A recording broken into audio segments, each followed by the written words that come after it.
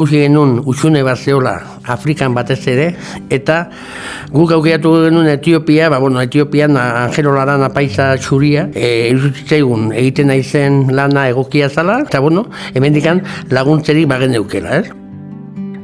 Guk hasieratik pentsatu genuen, eta erabaki genuen, gure estruktura txikia izan behar zuela. Guk ez gara area joan behar jakintxu batzuk bezala esatea antzer egin behar da, baizik eta handikan ze beharra dauzkaten jaso, eta guk saiatu horri erantzun bat ematen. Horratik dako han pertsona bat, hango jendearekin harremanetan, eta gero hemen, bai voluntario asko gianak, eta bai langilea proiektu garatzen da ona, danon artean saiatzen gara horri erantzun ematen.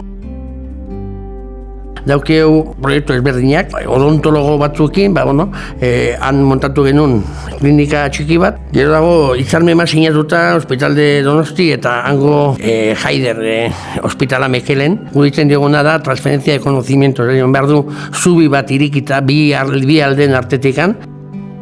Eta arlo sozialan esate bateko atletismoan daukeu eratuta suplemento alimentario programa bat. Momentu honetan egia ere ikastetxe baten obrak ampliazio baten behar dela eta pixka laguntzen.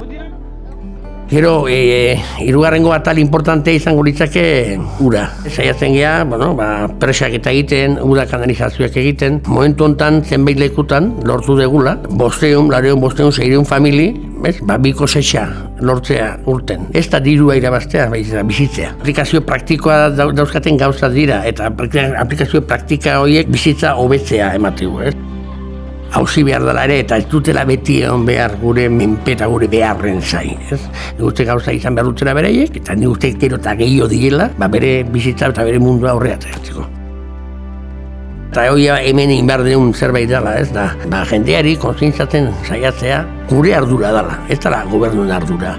Ez dakizinen ardura baizik da, bakoitza gure zilborra ibidatu. Importantea dalako, danok ulertzea, danok iguala gehala, eta danok egun behar dula plano berdinen eta mail berdinen.